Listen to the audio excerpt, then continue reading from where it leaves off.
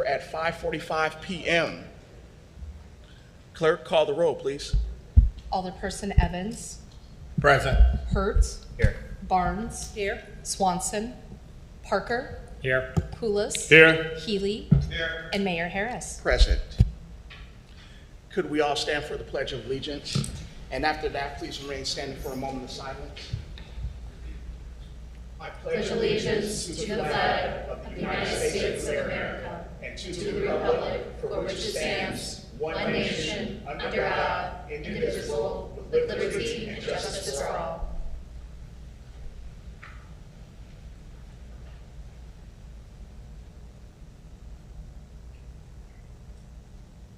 Thank you.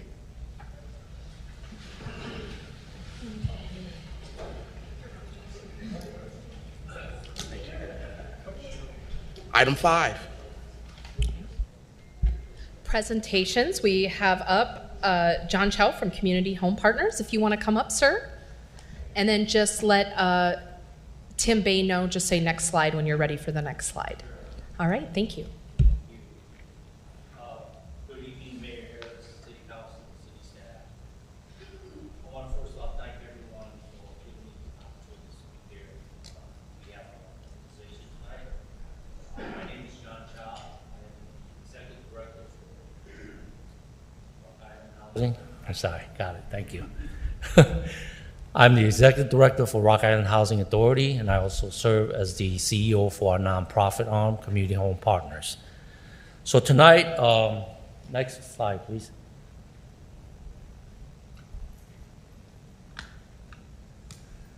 There we go.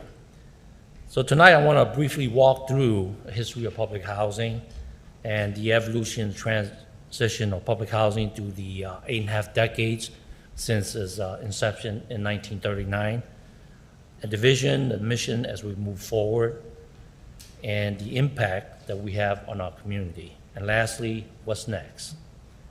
Next slide, please. So Rock Island Housing Authority was first established in this community in 1940. Like many housing authorities across the country, this agency manages traditional public housing portfolio. Back then, the agency manages 550 public housing units, 167 Section 8 units, serving over 700 Rock Island households. It's very typical of public housing development. You can see the development are row houses, barrack-style housing, high-density development. That's traditional public housing development.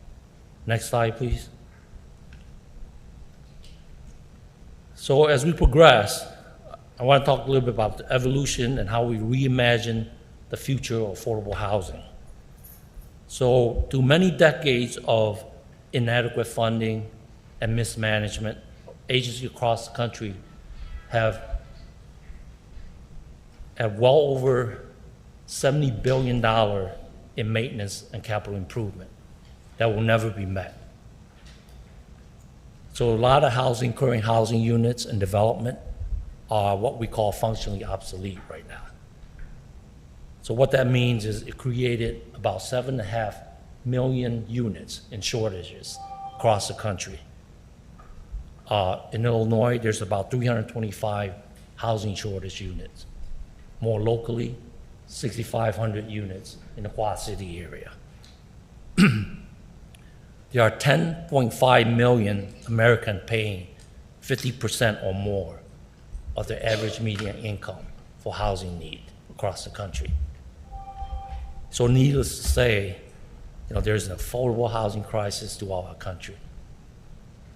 And what makes it worse as we move forward is back in November 2018, HUD sent out a notice to all housing agencies across the country to reposition housing assets, which is their way of informing housing agencies that they can no longer sustain adequate housing to maintain this program.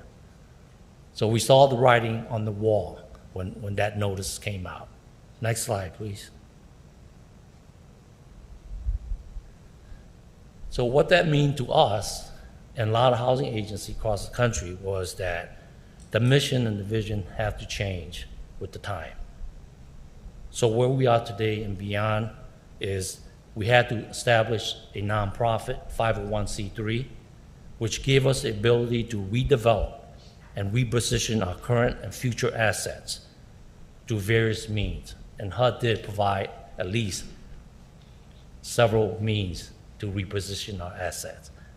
And that's mainly through demo dispo, or what they call RAD, Rental Assistance Demonstration Program, and deconcentration to Housing Choice Voucher Program. So those are the three main vehicles that HUD suggested to reposition our public housing unit. So our agency today is committed to those changes, to the pursuit of affordable mixed-income housing community of choice, no longer public housing projects. In our commitment, we established and forged strong partnership with our community, with the city, with the state, and county agencies. We established joint venture with financial institutions.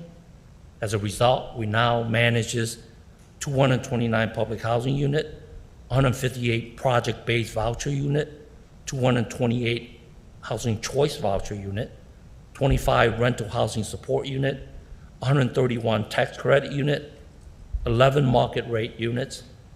So as you can see, we transition into a mixed income, mixed finance, affordable community where today we manage well over 800 households in Rock Island and surrounding area. Next slide, please. So one recent example is our redevelopment of Lincoln Resident. What you saw Lincoln Resident 20 plus years ago, we demolished it and we rebuilt. We have spent $14 million in investment in the Lincoln Resident.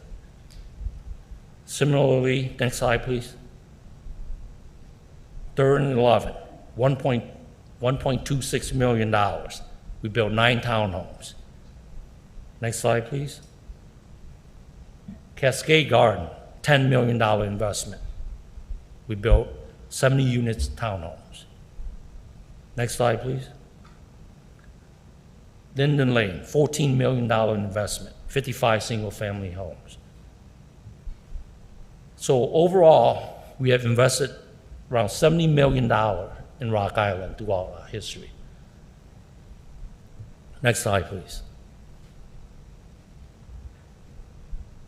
So what's next? Most of you know that we currently got approval through Illinois Housing Development Authority, IDA, to build 25 veteran homes at a cost of $8.9 million with a 3,000 square foot community center for a support agency to provide support on site. That is a rental housing for veterans specifically, new construction single home, developed, as I said, through LIHTC program. 100% of the homes are accessible. Total project cost at $8.9 million. Next slide, please. So this is a site plan of what it looked like. We've been working with a strong partnership with the city. The city donated the land and walked us through a lot of the zoning process, so I can't compliment the city more. I've worked in many other cities where over here was pretty seamless to me. So we laid out 25 housing units on this site, about a 4.5 acre site. The city is going to maintain 1 acre of the frontage road off 31st Street for future retail commercial development. As you can see, we have a circular pod concept of single-family home for the veterans in a 3,000 square foot closer to the center of the site, where we provide on-site management office, support services office, for support agents to come by and rotate the services within the community. And it's not only for the veterans that live on site, but for the entire community. Here's a concept. Next slide, please. Concept drawing of what some of the unit would look like. We don't build 2 units that will look alike. Each individual unit will have its own unique characteristic. Next slide, please. Here's another conceptual drawings. Next slide, please. And finally, last of it. And here, next slide, please. Here is some drawings of the community center. There's a section view showing the main gathering space on the left up front there. Here's a huge gathering for our veterans to gather for birthday party, celebration, or what have you. And towards the back, you have your office facilities for support agency and management office. Next slide, please. Here's a floor plan of what that looked like.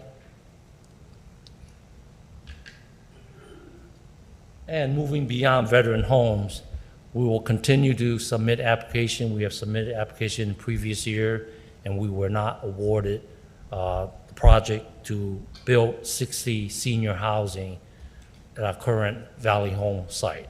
So we're going to be submitting it for another round, and hopefully the changes in our cooperation with the city in their comprehensive plan that will make a difference in our application this year.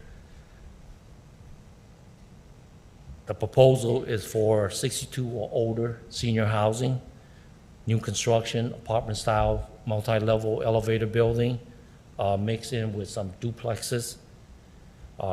Here again, 100% home are accessible. We're projecting at a total project cost of about $19 million. And here's the next slide, please. Here's a conceptual slide of our site plan. The building in the middle there is probably the two-story elevator apartment style building, and we would have duplexes at the front in a circular motion. Next slide, please. Here's the elevation of what the apartment style building could look like. Next. And the duplexes that surround the apartment style building. Next, please. Another elevation of what it could look like. To wrap it up, I just want to say that housing authority in any city should be the anchoring agency that advances the affordable housing movement. We are here, we're not going anywhere.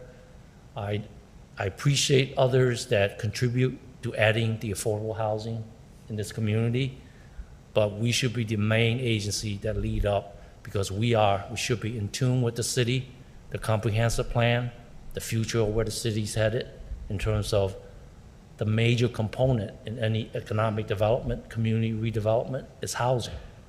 So we should play a major role, and we should be at the table discussing those strategies. I'll be happy to answer any questions. Just have a quick question about the Veterans Home, Yes. which happens to be in Ward 3, yay. So you and I have already had a discussion about when the project will start. Can you share that? Yeah, the timeline, I'm sorry to say, that has been delayed by financing deal.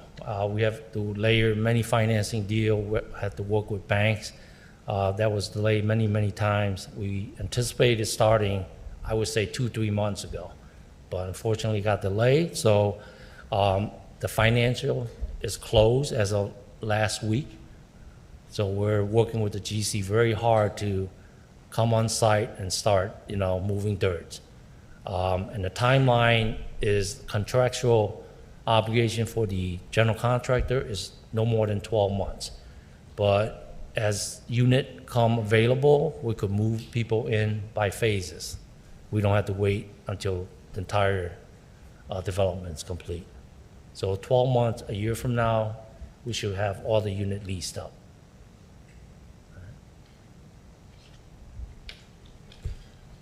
John, I want to start by thanking you and the Housing Authority and Community Home Partners for all of the good work that you do in our community. 800 households in our community live within your units, and providing affordable housing is very important, and I appreciate you doing that. We've dialogued about this a lot, but I just need to reiterate, $70 million worth of construction work taking place in our community is very good, and I love seeing that. I encourage the Housing Authority and Community Home Partners to consider procurement practices that make sure that contractors doing that work are here in the Quad Cities. That is really important to make sure that the money that we're spending is staying here in the Quad Cities and not going outside of our community. Regarding the Valley Homes project that's on the agenda for tonight, it's my understanding that projects get higher prioritization with IDA if they have a project labor agreement as a part of that project. Have you been able to secure a PLA for that project? Yeah, Alderman Parker, you and I have several conversations about this. The unique aspect of what we do in terms of going after tax credit, particularly with Illinois Housing Development Authority, is their grading criteria, right? First and foremost, when you put it in a preliminary application, they ask very specifically for the credential experience of architect, general contractors, and development team. And I think you or somebody at the union contacted IDA, and that got clarified to the very top of, which clarified that's the fact. So, and as you know, since I got here, I've been meeting with majority of the general contractor here locally, union, non-union. I've asked for the same credential that will make our application competitive with everybody else within the state. So if I don't feel that, there is a general contractor locally, union, non-union, that's not going to get us past the gate. It's pointless submitting the application. I mean, I'm going to a very rough competition with the entire state just to get maybe 16, they approved 16 projects this year for the entire state. Within our region, I think there were maybe 2 or 3. Yeah. We're competing against Champaign, Kankakee, Peoria, So those are the tough competition. I mean, I would love to use union, non-union, local general contractor. Just short of that, we have told our general contractor that's in place to maximize local use of local suppliers, local subcontractors, and they need to provide me with documentation as to their solicitation process.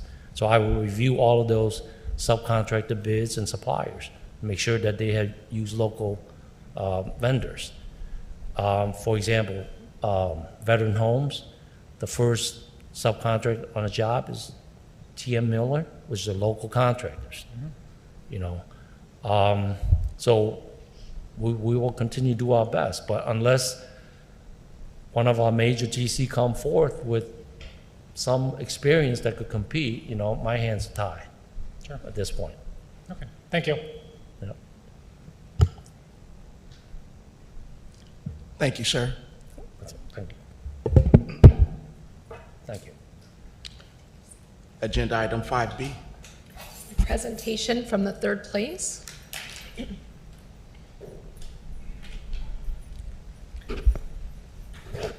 And then when you're ready for the next slide, you can just say next slide. Perfect. Good evening, council members and Mayor Harris, and thank you for inviting us tonight. My name is Christy Adamson, and this is Chloe Miller. We are the co-founders of The Third Place, a nonprofit community hub located in the heart of downtown Rock Island. We exist to meet a critical gap in services, a safe place for people experiencing homelessness and housing instability during the day. Next slide. The Third Place QC began with a shared vision that every person deserves a safe, welcoming space, especially during the day, when some shelters are closed and the streets, storefronts, cafes, parks, and libraries become the only option. The idea wasn't just born from local need. It was shaped by proven models across the country. We saw how drop-in centers elsewhere offer dignity-centered support, places where individuals could rest, access basic services, and begin reconnecting with resources. And we knew Rock Island needed something similar. Christy and I both come from deep roots in nonprofit leadership. trauma-informed care, and system advocacy, specifically in homelessness services. We worked in shelters, disability services, and policy spaces. We knew that what was missing wasn't just another program. It was an actual physical place. We spent months listening to people living in shelter, service providers, and community members. We sketched out what a drop-in center could look like and how ours would be unique. And in 2024, we formally incorporated as a nonprofit with a mission to build a welcoming community where individuals, regardless of their housing situation, can find support, essential resources, and a renewed sense of hope through meaningful relationships and connections. We chose Rock Island intentionally. This city is at the heart of the Quad Cities and also at the heart of the housing crisis. Downtown Rock Island has long been a place where people gather, seek help, and try to survive, much like other downtowns across the country. We saw the need that was amplified during the Live Now shelter, and we stepped in to fill a critical gap and strengthen the whole continuum of services. The name The Third Place comes from a sociological theory. Your first place is your home, your second place is work, and your third place is where you find community. For many of our guests, they don't have a first or a second place, so we built a third. Next slide, please. According to the 2024 point-in-time count, Illinois saw a staggering 116% increase in the number of people experiencing homelessness from 2023 to 24. While Chicago accounted for much of that surge, communities like Rock Island are feeling the ripple effects of rising housing costs, limited shelter capacity, and growing instability among individuals and families. Locally, the Illinois 518 Continuum of Care reported over 300 individuals experiencing homelessness on a single night in 2024. Many more residents are living in unstable conditions, couch surfing, cycling through institutional stays, or avoiding formal systems altogether. These individuals often fall through the cracks of traditional service models, despite facing significant barriers to health, safety, and stability. And what the numbers also don't reflect is the critical gap in accessible daytime support. It's often during these unstructured hours that individuals are vulnerable to further exploitation, arrest, health crises, and emotional distress. And the Third Place QC was designed to meet that gap head on. We're not duplicating any existing services, we're just trying to fill a structural void in the service delivery system. Next slide.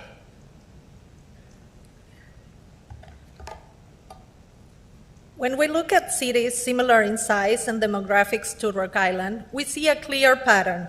Daytime drop-in centers are a critical part of the homelessness response system. In Rockford, Carpenter's Place operates a day room open Monday through Friday from 8:30 a.m. to 3:30 p.m. It's a low-barrier space where guests can rest, access hygiene supplies, meet with case managers, and begin the path toward housing. In Peoria, as we've seen on the last council meeting, the Dream Center provides daytime access to meals, showers, and support services for families and individuals. In Springfield, Helping Hands offers daytime services for single adults, including meals, case management, and access to coordinated entry. Their model integrates shelter and support in a way that reduces strain on emergency services and increases housing placements. The Third Place QC aligns with several of these evidence-based approaches. Rather than reinventing the wheel, we're implementing a proven service model tailored to the specific needs of Rock Island, a city facing urgent gaps in daytime support and rising rates on housing insecurity. Next slide, please. I want to tell you tonight about someone we've been walking alongside at the Third Place since we located in Rock Island. For privacy, I'll call her Marie. Marie has experienced long-term chronic homelessness and lives with schizophrenia. Like many who've been failed by systems meant to help, she carries a deep mistrust of institutions, housing programs, clinics, and case management. Marie has tried multiple housing programs over the years through several agencies. None of them have worked long-term. Not because she's violent, she's not, but because her complex needs require more daily support than our current housing programs can offer. And even though the Third Place QC hasn't officially opened, Marie has somehow already found her way to us. Almost daily, she stops by asking for hygiene supplies, maybe a snack, and a quiet place to sit. She never asks for much, but she keeps coming back. Because at the Third Place and in the surrounding community, she's known, she's safe, she's not a case file to us, she's a neighbor. And what's cool is she's not just being welcomed by us. A nearby condo resident has quietly looked out for her, offering clothes, water, blankets, and kindness without any expectation. And a local business in downtown Rock Island has often opened its doors to her when nothing else was available, offering warmth and comfort in the off hours. To me, they show what's possible when a community chooses to care for all of their neighbors, each just taking a small part. And I think Marie's story also reminds us that becoming rehoused doesn't always follow a straight line, and therefore support shouldn't either. That's one of the reasons why the Third Place was designed with intentional flexibility at its core. We built this space to address people's needs along the housing continuum, whether they're navigating complex behavioral health needs like Marie, or simply seeking a quiet moment, a cup of coffee, maybe a place to receive their mail and feel less alone. Some of our guests will likely come daily, others maybe just once. Some will need referrals and a ton of wraparound care. Others will just need warmth, rest, and recognition. Next slide, please. Every weekday from 8 a.m. to 4 p.m., the Third Place QC will have its doors open. Guests will come for many reasons. Some need hygiene supplies, such as soap, toothpaste, menstrual products. Others rely on us for a secure mailing address, a critical lifeline for job applications, benefits, and legal documents. For those navigating complex systems, we provide safe document storage. IDs, birth certificates, paperwork is kept organized and accessible. We also help the guests connect with housing, healthcare, mental health services, and public benefits through personalized resource navigation. As a coordinated entry site, we conduct housing assessments and referrals. We also meet the immediate needs. Snacks and water are offered daily in a calm and welcoming space, a place to sit, to breathe, and simply be without judgment or pressure. For many, this is the only place where they feel safe enough to rest. And perhaps most importantly, we offer consistency. Our staff will know guests by names and their stories. We will build relationships and help people build relationships with each other. Beyond these core services, we provide seasonal gear, charging stations, a quiet room to decompress. Whether someone is navigating chronic homelessness, is on the verge of homelessness, or just needs a moment of connection, the Third Place QC is designed to meet those needs. Next slide. At the Third Place QC, collaboration is also the foundation of everything we do. Our work is deeply intertwined with a network of trusted partners who share our commitment to community building. We've met with, invited in, and established formal partnerships, or are actively working on developing them, with key organizations across the Quad Cities. Some of these include Community Healthcare, Project Now, Christian Care, Robert Young, Family Resources, the Salvation Army Family Service Center, and the Cafe on Vine. We've been deeply supported by fellow nonprofits across the region, organizations that have shared donations, offered us education on available resources, and provided critical feedback on our proposed programming. Their guidance has helped us refine what works and rethink what doesn't. That same ethos is reflected in our board of directors, which we've intentionally built to mirror the collaborative nature of our mission. Our board is stacked with leaders from other nonprofits, people who understand the landscape, the challenges, and the power of working together. Current board member affiliations include Humility Homes and Services, Family Resources, Robert Young, Rock Island Children's Advocacy Center, Every Child, Augustana College, and Downtown Rock Island Alliance. Next slide, please. Our impact and our data help us refine services, advocate for resources, and demonstrate that low-barrier trauma-informed care works. We're especially grateful to Fire Chief Graff and Police Chief McLeod for their collaboration.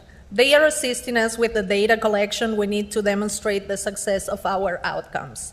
We anticipate serving between 20 and 30 guests each week, totaling 1,000 and 1,500 individuals annually. At least half of those guests will receive formal referrals to housing, employment, healthcare, or vital records. We also recognize the impact our work can have on public systems. By collaborating with outreach teams and city officials, we aim to reduce non-emergency calls related to homelessness by 15 to 20% in our first year. To understand how our space affects individual well-being, we'll track guest-reported improvements in safety, stress, and social connections using tools like the McGill Quality of Life Questionnaire. And perhaps most telling of all, we're aiming for 60% of guests to return regularly, at least twice a month. That kind of sustained engagement reflects trust, stability, and a sense of belonging. Next slide, please. We've also seen the questions on Facebook and in council meetings, as well as in direct conversations with some of you. What happens after 4 p.m.? While we are not open overnight, our daytime presence is designed to create ripple effects that extend well beyond our operating hours. By offering consistent engagement during the day, we will help guests build trust, access services, and take steps towards stability so that when 4 p.m. arrives, they're not left where they started in the morning. Right now, guests are often left unsupported throughout most of the day. Upon our opening, we plan to reduce that time by 40 hours a week, making a measurable dent in the struggle for some of their basic survival. Next slide. The third place QC is just getting started, but our vision is already growing. In the near term, we aim to expand our hours to include weekends and holidays. We also envision a larger, more flexible space that can accommodate deeper programming, more guests, and a wider range of services. But beyond logistics, our short-term vision is rooted in a deeper cultural shift through community integration. We believe that unhoused individuals are not separate from society, they are part of it. Our goal is to create a space where housed and unhoused neighbors interact naturally. Next slide, please. The long-term vision for the third place QC is rooted in systems change. We envision a future where the third place QC becomes co-located, integrating primary health care and behavioral health services directly into our space. This means guests could access medical care, mental health support, and case management all under one roof, reducing barriers and improving outcomes. We're also committed to partnering with other housing organizations, behavioral health organizations, and substance use providers to increase the important need of supportive housing in the region. We know that the only thing that ends homelessness is housing, and we will continue to support every effort being made in that direction. Next slide. We have 2 more slides, and then we're done. Since our founding, we have received overwhelming support from local nonprofits, faith communities, local funders, and everyday residents. And most importantly, our guests have shown us day after day that this space matters. But we're just getting started. To sustain and grow this work, we need deeper investment from every corner of our community. From city leaders, we need recognition, partnership, and policy alignment that doesn't make an already difficult job harder. From funders and businesses, we need financial support to expand services, staff, and infrastructure. From residents, we need volunteers, advocates, and champions who believe in belonging. Here's how people can get involved. You can visit our space, meet our team, sign up to volunteer with us or donate supplies, become a monthly donor or sponsor a service, share our story, and help shift the narrative around homelessness. Next slide, please. I just want to close today by saying that when people have nowhere to go, they don't vanish. They become more visible in ways that make everyone uncomfortable, because discomfort is the cost of neglect. Policies that push people out of sight don't solve homelessness, they just shift it. They create more trauma, more instability, and more public strain. And as I've said before, they also send a message that some lives are less worthy of space, safety, and care. And at the third place, we just want to send a different message. One that says, you belong here, we want you here, you matter, and we see you. We are not the problem. We want to be part of the solution, and we are inviting the city to be a part of it too. While the proposed ordinances I know have been removed from tonight's agenda, the deeper question for us still remains unanswered. What is the path forward for the third place to open on October 1st as promised? To the many unsheltered individuals who have already begun seeking our support. Because right now, whether intended to or not, the message still being sent to nonprofits, community funders, and concerned citizens, as well as those struggling to survive, is that they are the problem, that their presence must be managed, that their access must be limited, that their care must be confined to sanctioned zones, and that their existence must be regulated by ordinances very, very restrictive that would rank us as some of the harshest in the state. We believe in a regional approach to homelessness too, and we urge the city of Rock Island to continue to do the same. That means just not talking about that collaboration, but actively showing up at the tables where this work is already happening, things like the Quad Cities Housing Council and continuums of care. We also implore city leadership to do some more education on the existing landscape of services across the Quad Cities, because the narrative circling right now is that Rock Island is shouldering the bulk of homeless services. And that's not just misleading, it's fundamentally false. Humility Homes and Services is the largest provider of overnight shelter in the region, operating out of Davenport. Davenport hosted the winter emergency shelter for nearly 2 decades until it moved to Rock Island for 1 season. Moline is running robust homelessness prevention programs that are keeping families housed before crisis hits. Organizations like Family Resources and the Salvation Army both maintain a strong presence on both sides of the river, offering shelter and support to families and to survivors of domestic violence. We know that this isn't an only Rock Island issue. It is a regional challenge that demands regional responsibility. But we believe that perpetuating the myth of disproportionate burden is only fueling division and distracting from the real work ahead. We have shared tonight every detail of our operations, our partnerships, and our vision. When we set the opening date of October 1st, we did so before the city decided to implement a moratorium and a licensure process.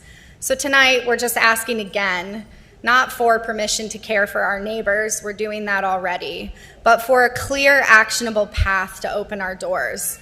Because the people we serve don't want to wait, and neither do we. So how can we help the city create a licensure process that does not do more harm than it does good? And thank you all for having us again here tonight. We're happy to answer any questions.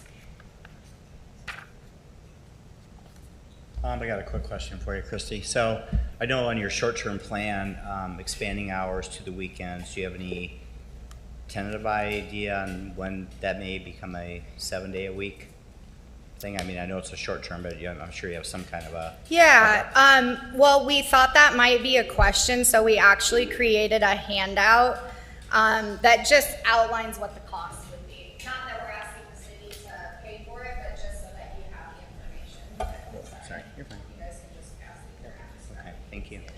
So it really is just based on funding. Okay, thank you.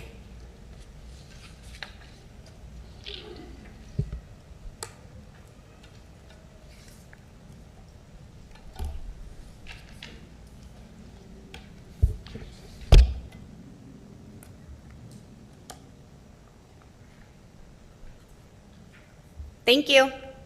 Thank you, ma'am. Okay. Item 6. Proclamation declaring Hispanic Heritage Month in the city of Rock Island.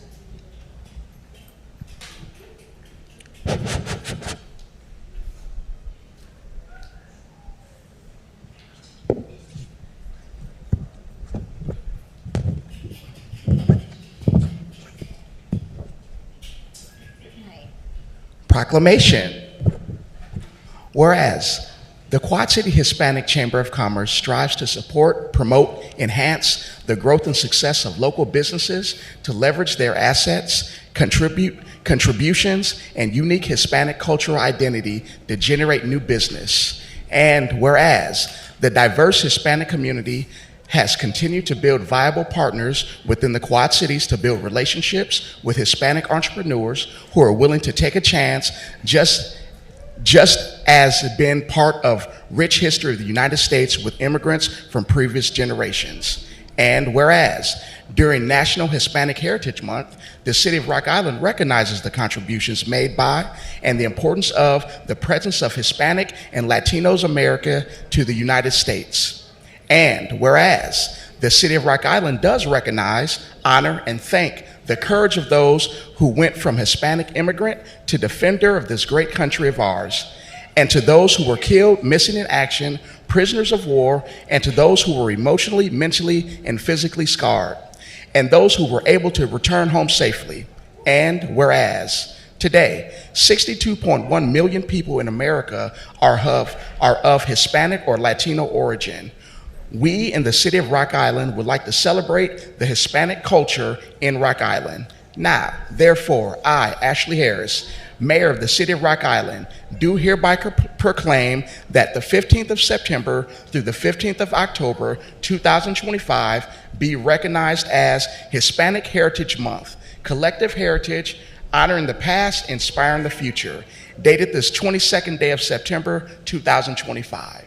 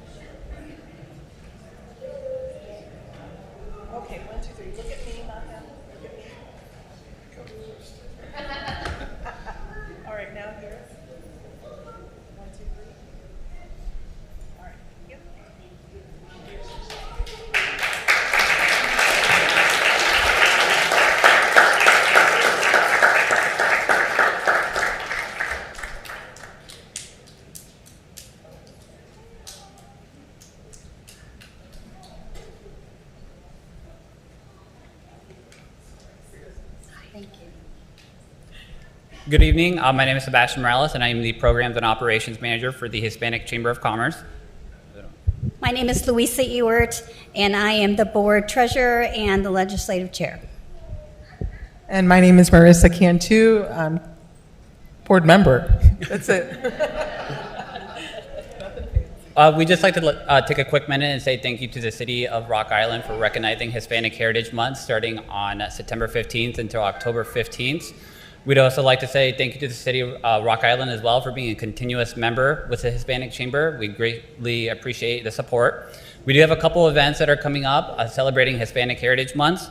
Our next upcoming event will be with Project Now. It'll be on this coming Thursday, September 25th from 4 p.m. to 7 p.m. at The Gathering. It's a free event to anybody that's interested here in the community. This weekend we'll be out in Muscatine. We'll be at their Viva Muscatine event. I believe it's from noon till 8 p.m. And then to end off Hispanic Heritage Month, we also have our annual gala that will be on October 17th at Rhythm City Casino. We'd love to see you guys at any of our upcoming events, and thank you very much.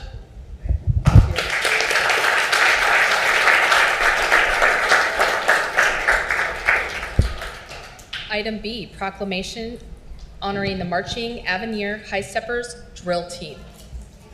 Proclamation.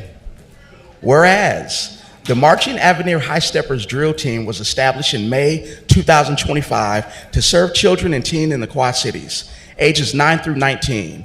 And whereas the drill team provides a safe space for growth, discipline, teamwork, and learning through drill marching, dancing, pom-poms, and drumming.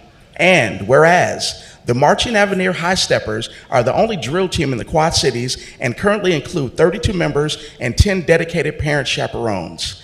And whereas the organization is moving into the downtown Rock Island area this month, continue to build opportunities for youth engagement and enrichment in our community.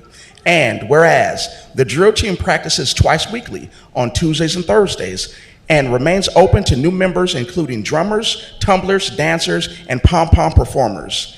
And whereas the Marching Avenir High Steppers drill team represents the spirit of youth empowerment, community pride, and the power of positive opportunities for our young people. Now, therefore, I, Ashley Harris, Mayor of the City of Rock Island, Illinois, do hereby recognize and commend the Marching Avenir High Steppers drill team for their dedication to the children and teens of the Quad Cities, dated this 22nd day of September, 2025.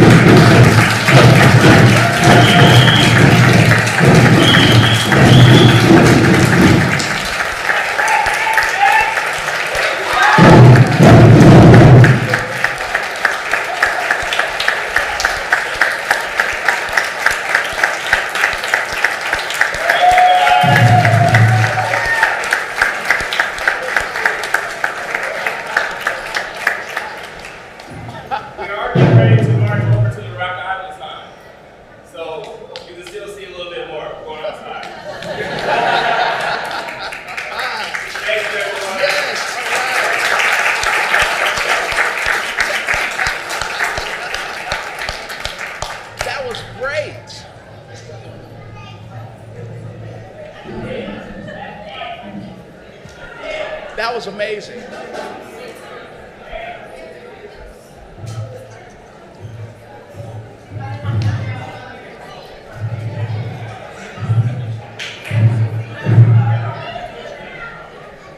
That was great.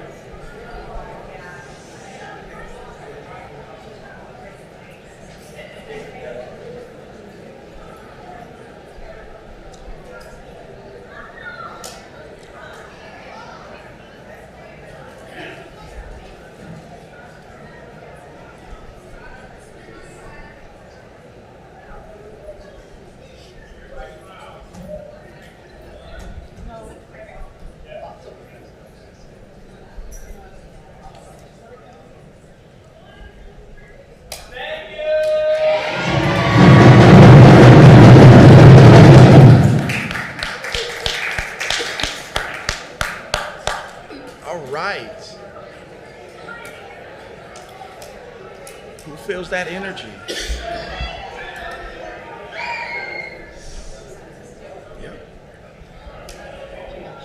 Yeah. Next item, item 7.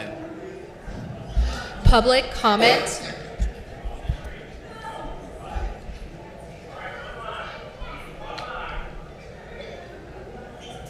Oh, I have it. Officer, I have it.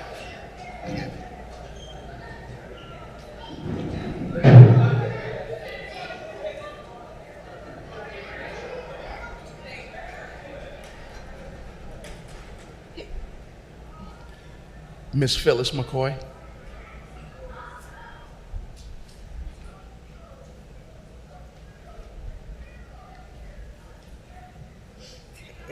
All right, hello everyone.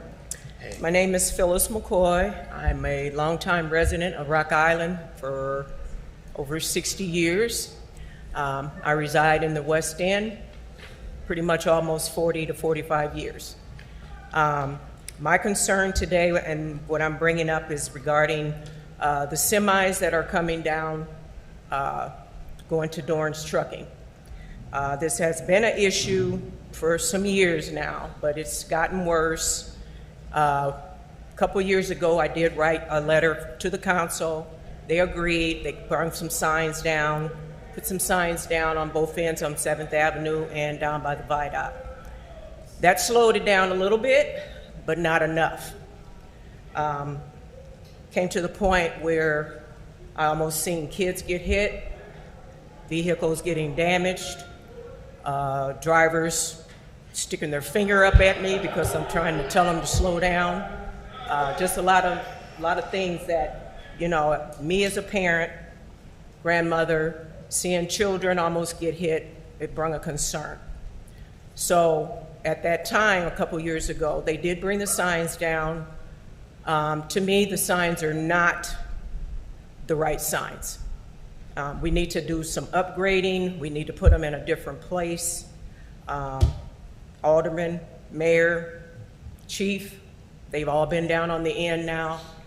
They've visited Dorn's, brought the issue up. But I can say myself, I know it's not the Dorn's drivers, it's the outside drivers that are coming in.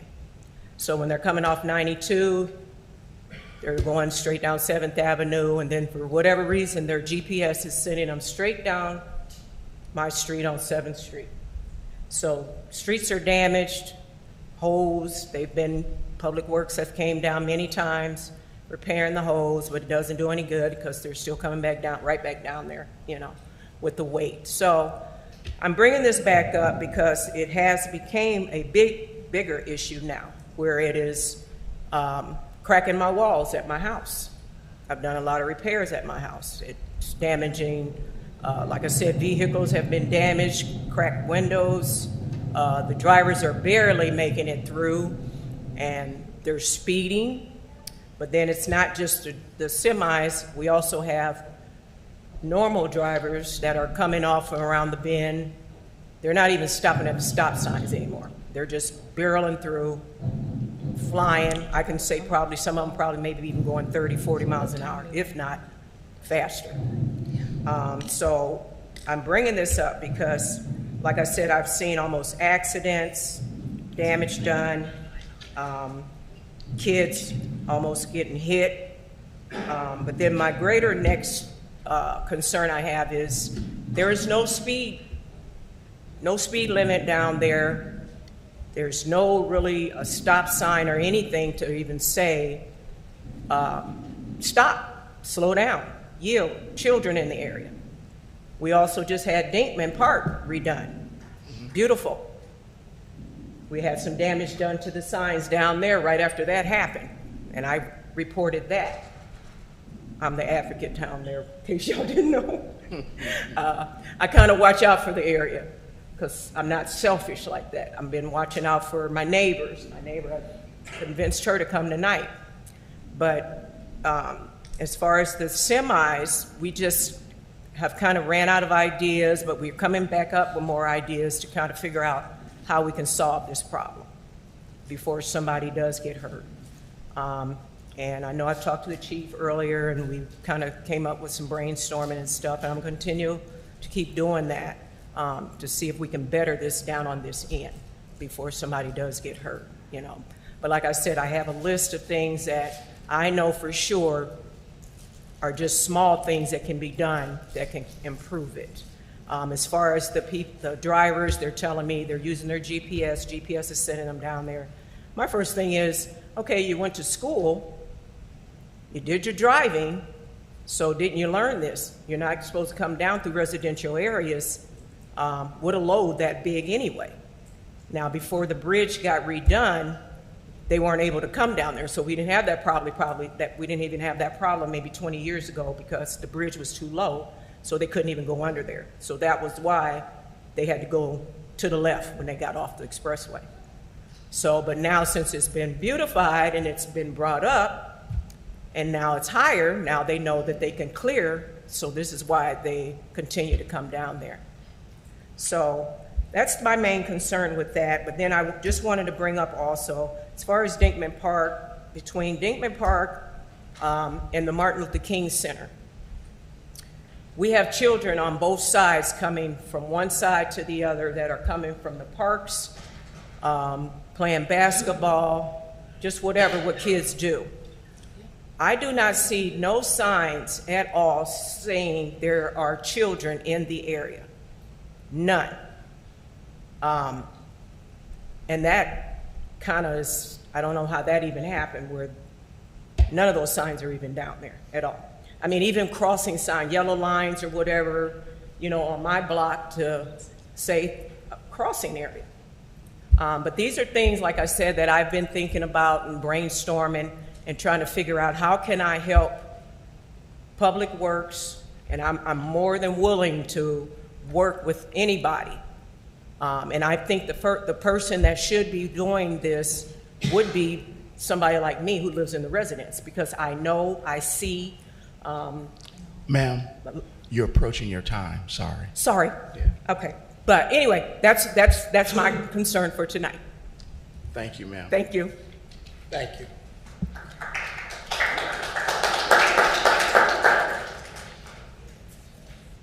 Andy Parr. Hi, good evening, Council and Mayor.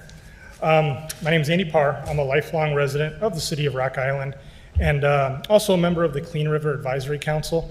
It's a collaboration of local environmental experts and enthusiasts. And I'm here to talk tonight about urban gardening. Sorry if I'm bending down.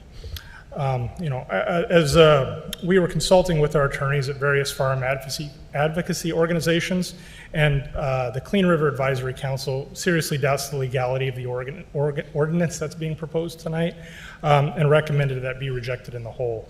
A letter was sent, I believe, to you this morning, maybe sometime around noon or so, and we encourage you to reach out to those that are attached to that letter to find more information out. And as far as, I'd also just had a few thoughts as a Rock Island resident. I'd hope to give that on the subject. Excuse me. You know, I've lived in this community my whole life, and I know council has had a lot of tough conversations lately that deal with vulnerability, whether it's the vulnerability of our animals and land of our wetlands, the homeless population and the options that we provide to them, and tonight is the vulnerable populations that farm for their own sustainability and prosperity. I kind of, in all honesty, I first felt the need to come to this after the August 11th council meeting. There was a former alderman who I don't know or anything, but he struck up a conversation and he had a platform to express some concerns about the gardens that are taking over, mostly in the West End, as I believe he said. You know, he said he walks out his door and sees 10-foot high cornfields, and that's not why he bought a house in West Rock Island specifically. As a public servant for 17 years, 13 of it was here. I enjoyed it very much. There's always that argument, and I just don't think it should be made when you're trying to enforce policy change. And I believe there to be a lot more with this than just that argument. However, you know, I've seen people who moved to Wildwood and they didn't buy a house in Wildwood because they didn't want to see their neighbor's camper parked in their driveway. Or I remember when Igor's was going in, they don't live in that neighborhood to see frickin' Frankenstein every time they want to come in and out and go to work.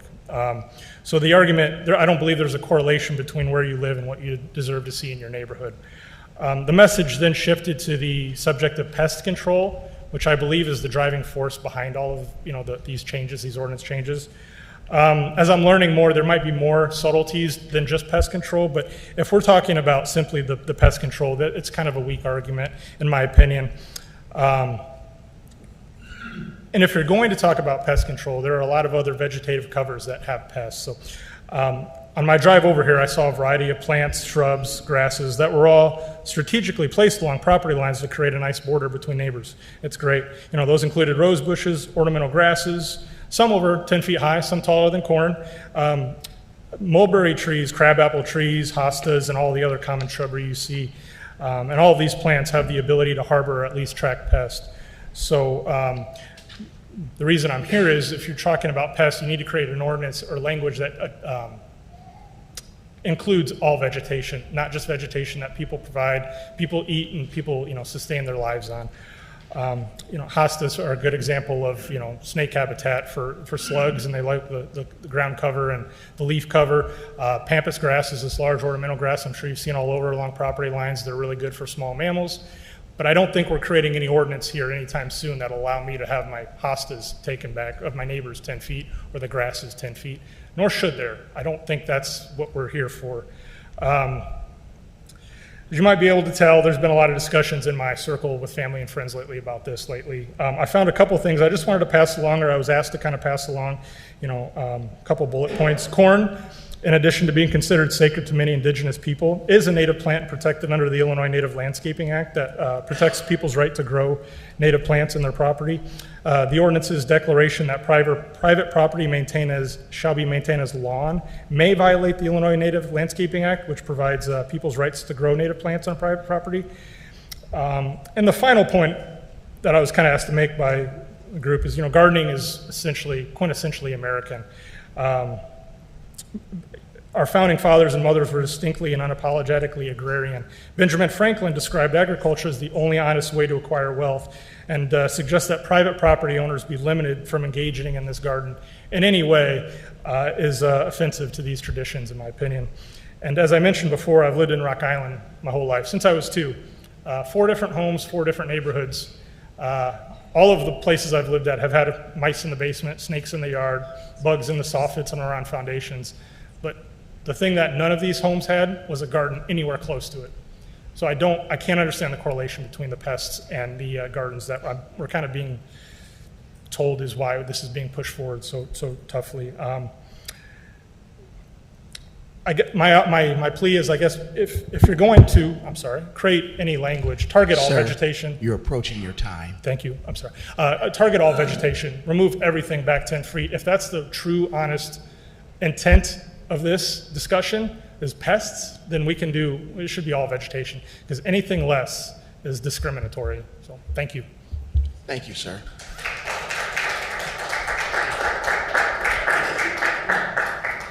I am so sorry. I would stay for the discussion. It's my son's 5th birthday, and I gotta get some cake, so I'm sorry. So, thank you. Enjoy your night, sir. Miss Gloria Heyman.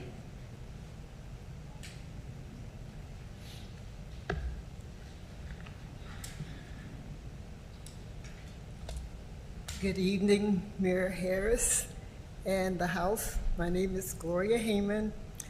I'm here pretty much on the same thing that Phyllis discussed about concerns that we have on the West End. I've been here in the Quad Cities for 65 years, and the house that I live in now was my family's house, and that they bought it in the 50s. The concerns that I have is across from where I live, there's a lot that the city owns, and it has grown up.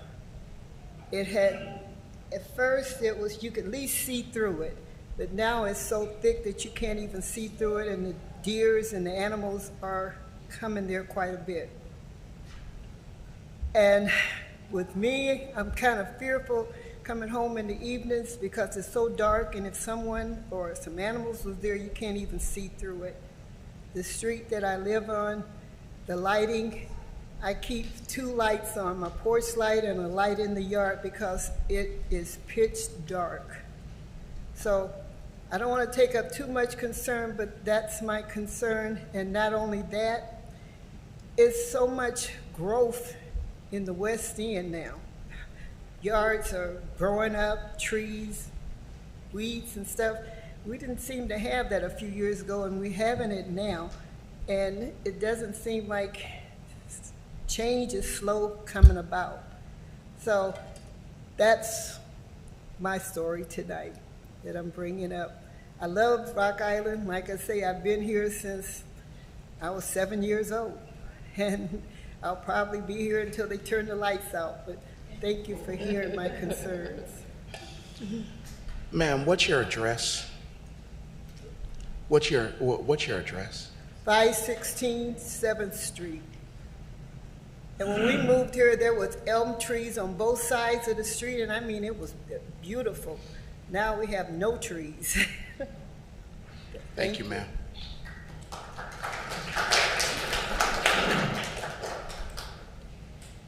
Dr. Annette Clevenger.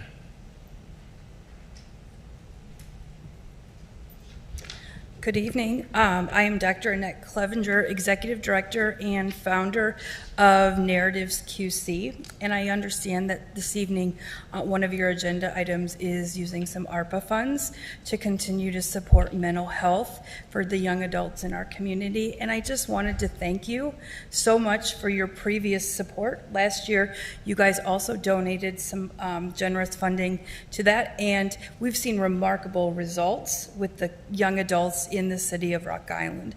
And so I thank you again for your consideration tonight in helping us to purchase a permanent home here in Rock Island, along with the workforce development program that will bring you a brand new upscale coffee shop in the downtown area. And so thank you. Thank you. It is an honor to live, work, and serve in a city that values our young adults and our mental health and does that on a regular basis. It's been great to work with you guys, and I really appreciate all of your support. Thanks. Thank you, ma'am.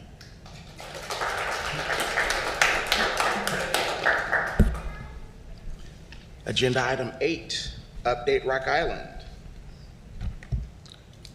Update Rock Island. Celebrate completion of the Rebuild Downtown Rock Island project. Join us this Thursday, September 25th at 5 p.m. on the Green Lawn at the corner of 18th Street and 2nd Avenue to celebrate completion of the Rebuild Downtown Rock Island project. This nearly $9 million investment is the biggest infrastructure improvement in downtown in generations. 2 bicycle pedicabs will shuttle visitors from nearby parking lots to the Green Lawn. Enjoy signature drinks from Icon Martini Bar and music by DJ Collective, Let's Go, Just Let Go. Stay for dinner and pack the patios of one of our many downtown restaurants. Get in the groove this Thursday at Schwiebert Riverfront Park.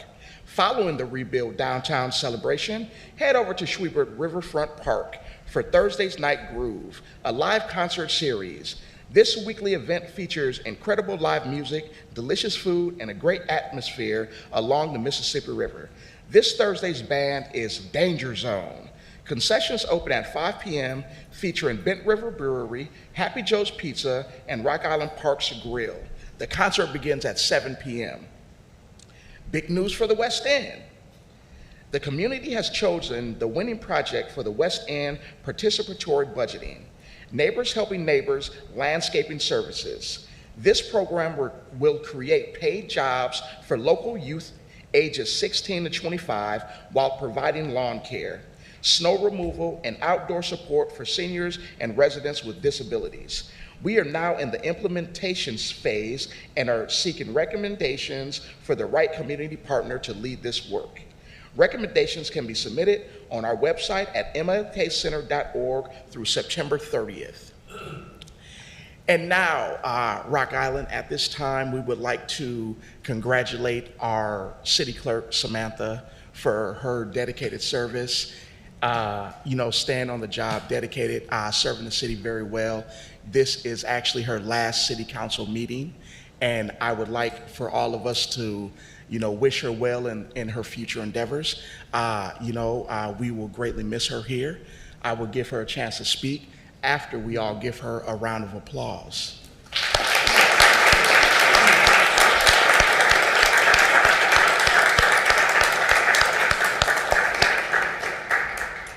Thank you. It has been an honor and a privilege to serve the city of Rock Island and all of you over the last 4 years. I will miss you all.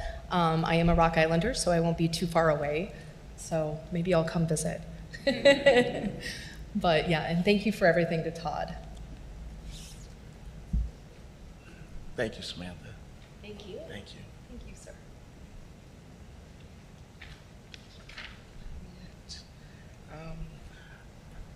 Item 9. A, report from the Community Development Department regarding an ordinance dissolving the Special Tax Allocation Fund and terminating the designation of the First Street Tax Increment Financing District Redevelopment Project Area, second reading. Motion to pass the ordinance. Second. I have a first and second. Is there any discussion? Clerk, please call the roll. Alderperson Poulos. Aye. Healy. Aye. Evans. Aye. Hurt. Aye. Barnes. Aye. And Parker. Aye.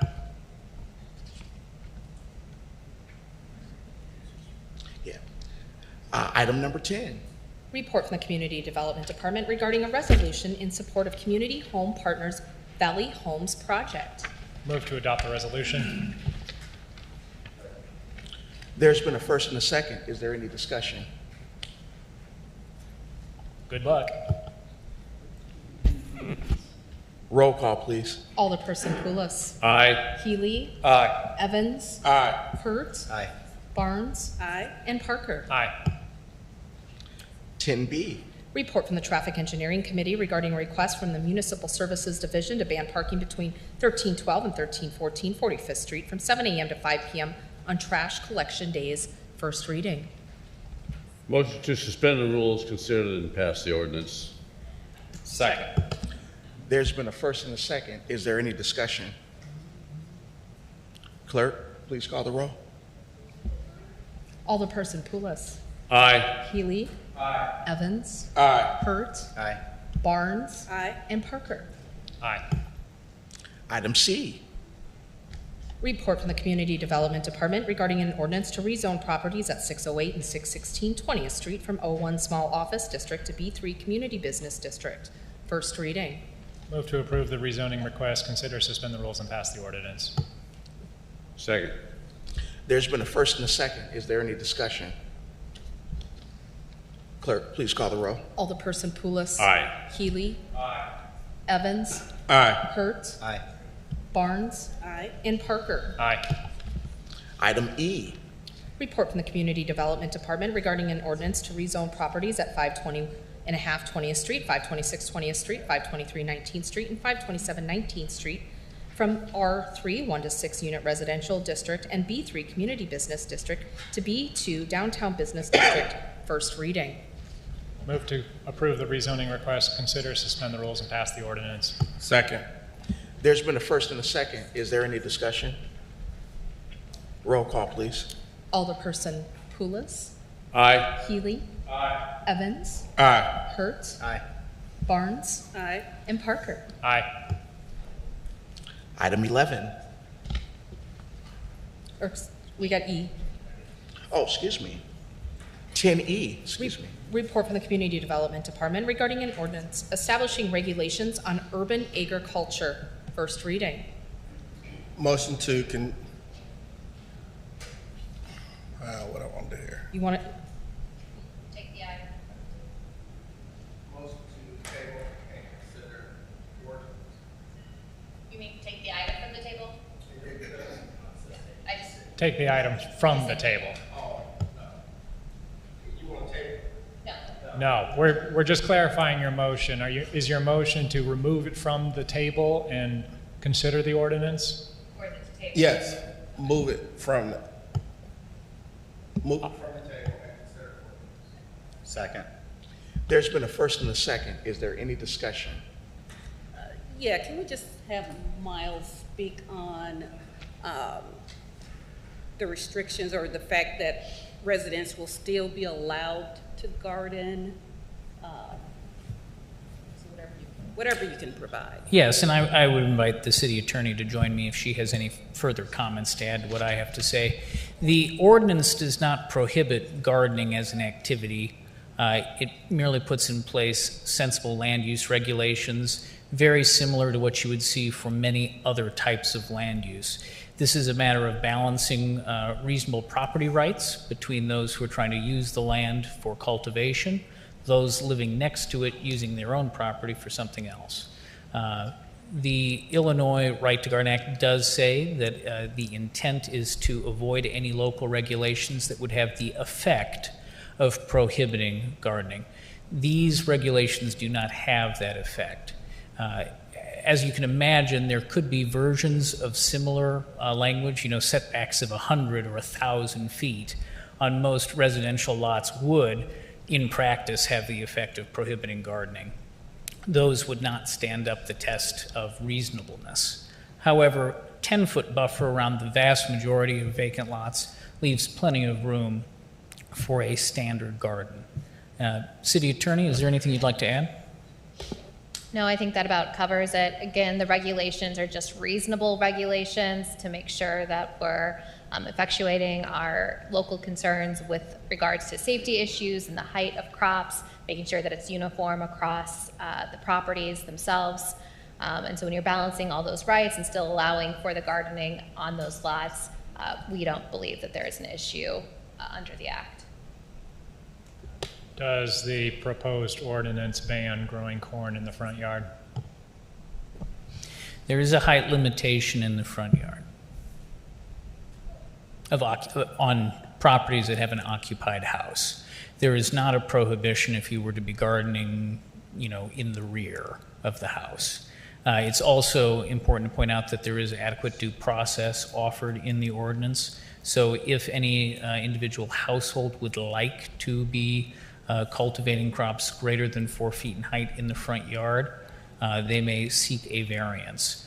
One kind of example where that would be a perfectly reasonable variance request would be a property where the home is unusually far to the rear of the lot. We do have some examples of that throughout the city. That would be a very reasonable request, and that variance would be very unlikely to be denied. Any more discussion? Roll call, please. Alderperson Poulos. Aye. Healy. Aye. Evans. Aye. Hertz. Aye. Barnes. Aye. And Parker. No. Motion carries. Item 11. Consent agenda items A through H. Motion to approve consent agenda items A through H. Second. There's been a first and a second. Is there any discussion? Clerk, please call the roll. Alderperson Poulos. Aye. Healy. Aye. Evans. Aye. Hertz. Aye. Barnes. Aye. And Parker. Aye. Item 12. A and B. A, report from the Public Works Department regarding payment to Langman Construction of Rock Island for an emergency sewer main repair at 2429 25th Street in the amount of $19,599.20. B, report from the Public Works Department regarding payment number 2 to Somerset Marine Construction, Whitewater, Wisconsin for the Sunset Marina dock replacement project in the amount of $315,000. Motion to allow claims A and B. Second. There's been a first and a second. Is there any discussion? Due to the nature of my employment, I need to recuse myself from this vote. Clerk, please call the roll. Alderperson Poulos. Aye. Healy. Aye. Evans. Aye. Hertz. Aye. And Barnes. Aye. 12C. Report from the Public Works Department regarding payment to the Illinois Department of Transportation for the 85th Avenue West and Rock Island Parkway intersection in the amount of $158,398.89. ARPA restricted funds. This is a long time coming. Motion to allow the claim. Second. There's been a first and a second. Is there any discussion? Clerk, please call the roll. Alderperson Poulos. Aye. Healy. Aye. Evans. Aye. Hertz. Aye. Barnes. Aye. And Parker. Aye. 13A. Report from the Community Development Department regarding a consultant services contract with McGuire, Igleski and Associates for the historic design guidelines for an amount not to exceed $15,492. Move to approve the contract and authorize the city manager to execute the documents. Second. There's been a first and a second. Is there any discussion? Roll call, please. Alderperson Poulos. Aye. Healy. Aye. Evans. Aye. Hertz. Aye. Barnes. Aye. And Parker. Aye. Item B.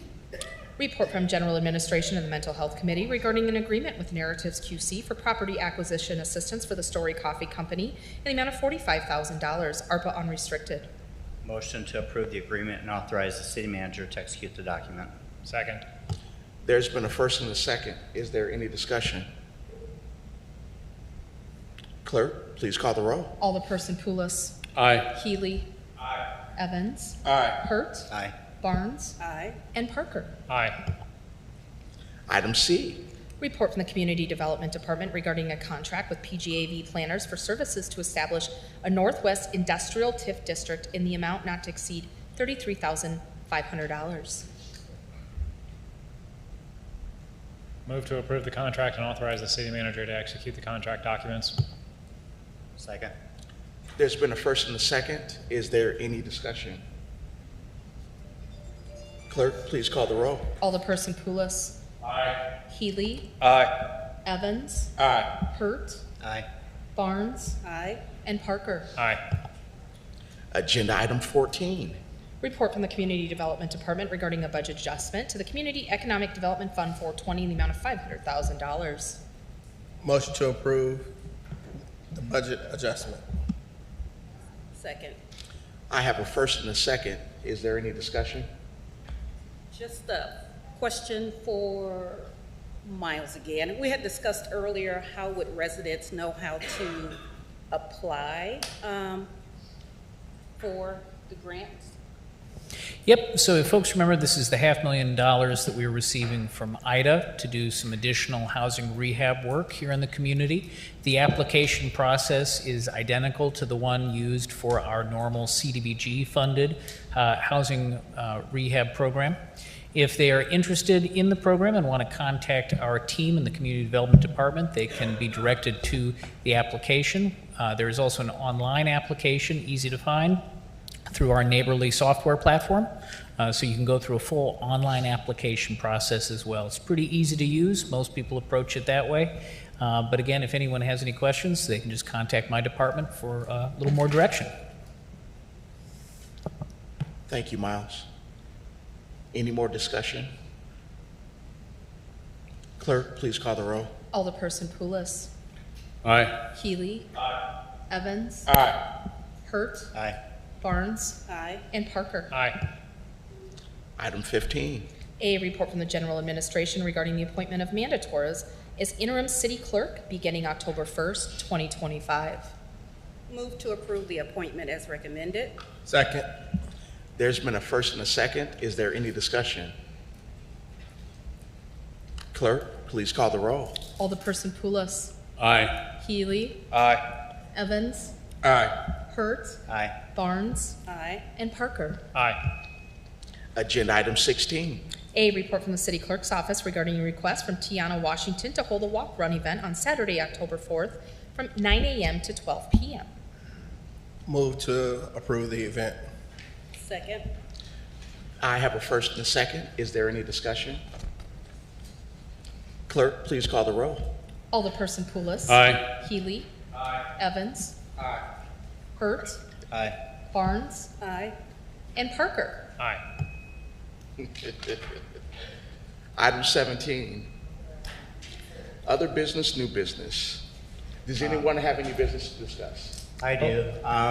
So earlier this evening, we had the Hispanic Chamber was present here, and they spoke about an event at the gathering this Thursday. And I'm just kind of curious. I thought, does anybody have any knowledge? I thought there was a stop work order in place there. Or they? I'm not. I guess I'm just trying to see that even something that's. I guess I'm just trying to figure out. There was a stop order that last I heard at the gathering, so I'm just kind of wondering if that's still going on. What is the stop order? Where they had to stop doing work in there. So last I heard, I'm just kind of wondering if it's, and I'm all for it. I just don't know if it's Outside of the parking lot area. I don't know if it's. Okay, just said the gathering. So to us, I didn't know if that was inside, and last I heard they didn't even have power. Just trying to get some clarification there. Yeah, it's affiliated with the project now. So Okay. all of our Head Start program runs out of our headquarter Head Start program is in the gathering itself. And so we haven't been advised We're- what staff is in there currently. We're talking about two separate locations. Okay. Alderperson Hurd is talking about a location on 2nd Avenue in downtown Rock Island. It's the confusion of the site. So Yeah, what you see is what Okay, when I hear gathering, there's a business that's trying to open. It has a stop work order, so I thought, are they doing something? Is something taking place in there that shouldn't be taking place? So you're right. It was just some wording miscommunication there. So okay, thank you. Okay, makes sense. We all good? I would like to thank Samantha for all her work and dedication. She was amazing to work with. We're not the easiest bunch, but thank you very much. You'll be missed. Thank you. Means a lot. I think we all echo that sentiment. She's done a lot of work for us. So really, we just want to see you cry up here. That's all. I'm just kidding. Not going to happen. I'm trying real hard not to. But seriously, though, thank you very much for your service, man. I want to thank you too. It's been a short time that I've been on the council, but we have became what I would classify as friends. So it's going to be hard to see you go. Thank you, Glenn. I got one last thing. So I know you guys went to a conference this weekend.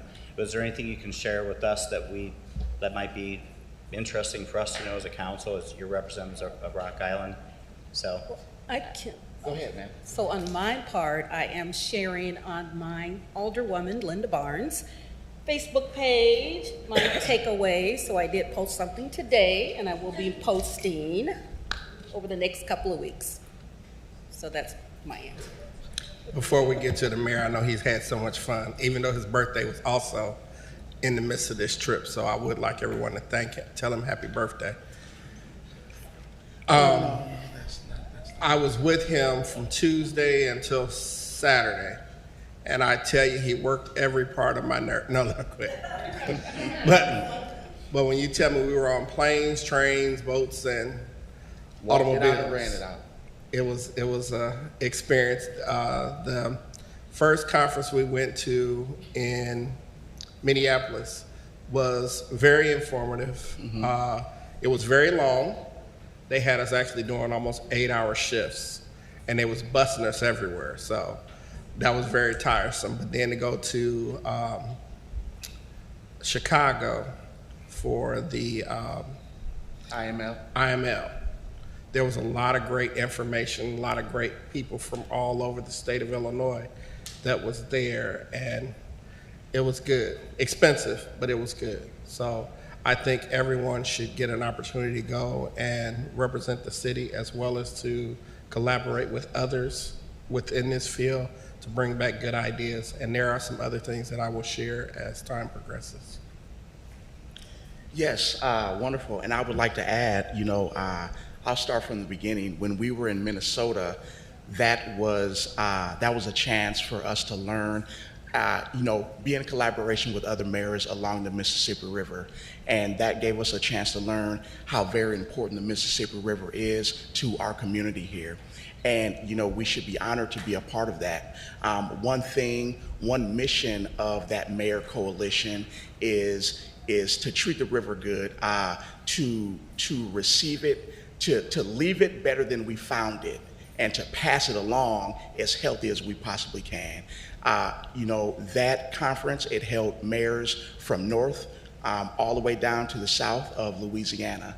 And that just gave us an opportunity to learn how important the Mississippi River is, what different cities are doing with their river economically, economic development wise, how we can add amenities, more recreational fun to our area here through the Mississippi River, and how lucky we are to be a part of it and also be a part of the Port District in Rock Island. And one thing I did learn is how in Minnesota they are working with their regional politicians to protect the Mississippi River. So that is a collaboration that we want to be a part of and uphold that, because the mighty Mississippi, it does Rock Island good, and we should be honored to try to keep it healthy as we can. And in Chicago, I had the honor to go with a few other council persons, and also I believe Miles was there as well. And that was a great chance to network. It was a great chance to talk to other leaders throughout all types of administrations and positions, to learn what they're going through, how they've been dealing with different processes year in and year out. We had a chance to take different sets of classes from corruption in public government to TIF, the ins and out on TIF agreements, and so on. So it was just a fun-filled event. I haven't had a chance to process everything yet, but I did take good notes. It has been a jam-packed, fun-filled weekend, and I want to thank the citizens of Rock Island and the council as well for sending us on that trip, because for the majority of us, it was our first rodeo. During this learning curve of being in this administration brand new, that helped us along. We learned a lot, we met all the right people, and I want to thank the citizens for allowing us to do that. Thank you. I also went to IML. I was not one of the newbies. I've been there before, but it's a good thing to go to. You know me, I like policy, and I like action-oriented. What are we actually going to do? Not just what are we going to talk about, right? 2 takeaways. I also attended the TIF seminar. First up on my priority list is we need an incentive/economic development policy that governs these development agreements that we've been approving and TIF incentives.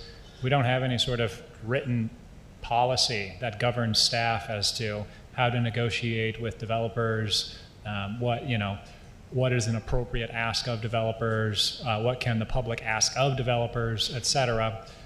In the absence of policy, sometimes these decisions are political, which is not appropriate. So we need a written policy about incentives for the city of Rock Island. Second, timely. I attended a presentation from a communications firm that talked about neighborhood dialogues and managing conflict and public discourse. I emailed the presenter after the presentation and shared some of the recent